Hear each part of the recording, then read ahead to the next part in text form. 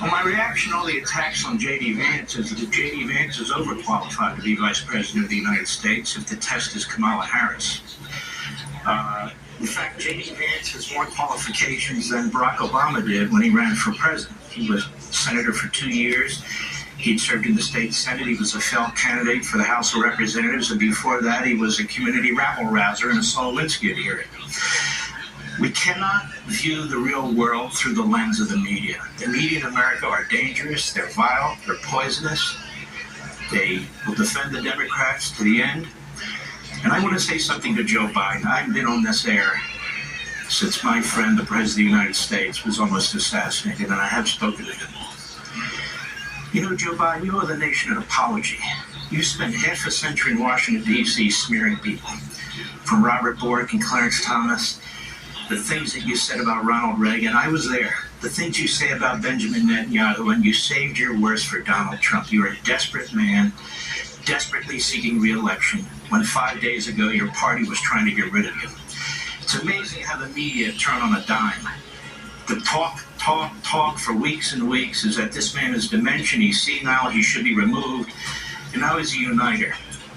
Joe Biden has never been a uniter. From his days as a race and segregationist in the South to his days today with the things that he says and he does, the fact of the matter is, Donald Trump survived an assassin's bullet. God was watching over him. That's number one, Brian. Number two, lawfare is almost dead. Donald Trump has beaten a corrupt Department of Justice, a corrupt Attorney General, a corrupt DA in Manhattan. That case will be resolved properly, and a corrupt DA in Atlanta. They've tried to bankrupt him. They've tried to imprison him. They've smeared his character and his name. And I want people to remember something when they talk about J.D. Vance said these things about Trump. He's apologized. When will the media apologize? When will our Al Jazeera Pravda media apologize? They talk about what's wrong with America. Oh, there's sickos in America. The problem is there's too many of these people in the media. When will Comcast do something about Joy Reid in the lineup at MSNBC? When will Warner Brothers do something about CNN in the lineup at CNN? They have no self-reflection, no circumspection. The media have led the charge with this Hitler narrative, which is grotesque. Let me tell you something. As a Jewish person, that may surprise you, Brian, that I'm Jewish. As a Jewish person, the Holocaust is the most horrendous thing that ever happened to the Jews. And when I watch corporate media hosts and guests and politicians in the Democrat Party call Donald Trump the greatest friend that Israel has ever had, has Jewish grandchildren, a Jewish daughter, a Jewish son-in-law, who put in place the executive order to protect Jews on college campuses. When I listen to these reprobates in media, and they're not going away, they'll give it a week, they'll give it 2 weeks, 3 weeks, they never stop and they never will stop. This is who they are. Joe Biden's been doing this for 50 years. When I hear what these people say and they take no responsibility, not one of them has been fired by corporate media, not one of them has gone on the air and apologized, and the head of the whole operation, demanding that his campaign go low, attack low. Look, I'm telling it as it is. I haven't been on the air for 9 days. That's Joe Biden. It's always been Joe Biden. And I want to say this to President Trump. Now, Brian, everybody's been on all 9 days. I want to say something. God bless President Trump. He's pushed back the FBI. He's pushed back the Department of Justice. He's pushed back these DAs and attorney generals. He survived 2 impeachments. He survived a criminal investigation. No man should have to go through this. No man whatsoever. And I think the American people understand this completely. So I want to share, let's share the video. I don't know if you have a monitor there, Mark. We just got this video in. I have not seen it yet. A different angle to the assassination attempt when Trump was, they tried to take him out and he was on the ground.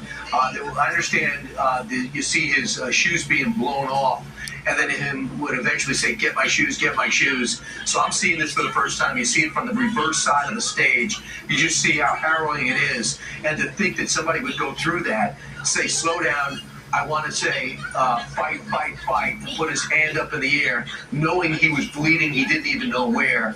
So I just wanted to share that with the audience as we got it, because we're just trying to make sure this doesn't happen again, and there's still so many questions to happen, how this is able to happen at all. Now I'm going to go to something else that you're uniquely qualified to. Unless you want to comment on this. I just want to say, he called me 30 or 40 minutes before he went on the stage. He was in a great mood. He was excited. He said there's going to be 50,000 people there. He was happy about his campaign. He was happy about life. He felt really, really good. He was very chatty. I called him the next day. You know, I knew Reagan. I know a lot of very great men. This man is historic.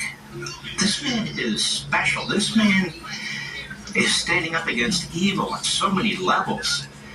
This man has put his life on the line, his family on the line, his career on the line, everything on the line.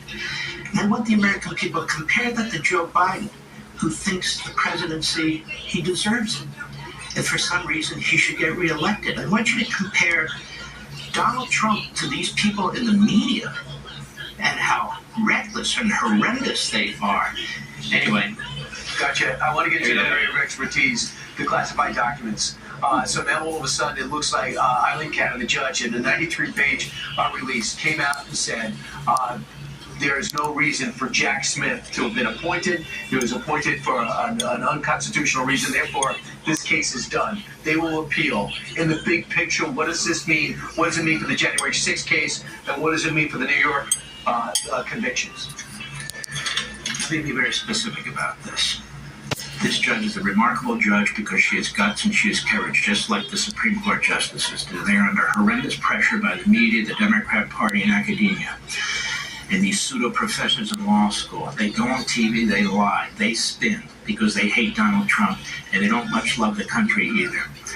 That case in Florida, you might recall we even had people on the Zone Network telling us it was a slam dunk case. We had Bill Barr saying it was a slam dunk case. I don't know where these people practice law. They've been practicing law for decades, especially at the appellate level with Landmark Legal Foundation that was involved in that case.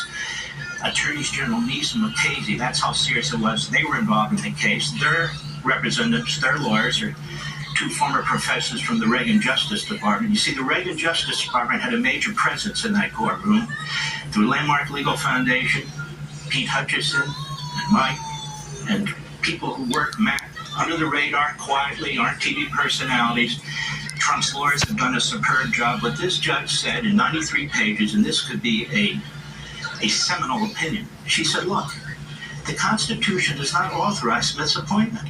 He was not nominated to be confirmed by the Senate. There was a long debate at the Constitutional Convention about this, and Merrick Garland just blew it away.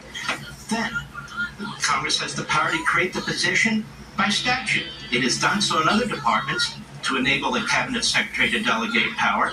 It didn't do so with the Department of Justice. Number three, there's no budget for this man. He's spending millions and millions of dollars, but Congress, through the power of the purse, and only Congress, can fund the office. And she said other things too, but those three constitutional points, you would think that a former federal appellate judge who's Attorney General of the United States would comprehend this. So now they're going to appeal, and ultimately they're going to lose. They lost on immunity when people here and elsewhere were saying that Donald Trump's position is ridiculous. I said, it's not ridiculous. Trump won. The obstruction case. The obstruction statute, as I've said here, was not correct. They misapplied a statute purposely. What did the Supreme Court say? It's misapplied. In the case in Georgia, it's on appeal because they're looking into unethical conduct by the DA there in Manhattan.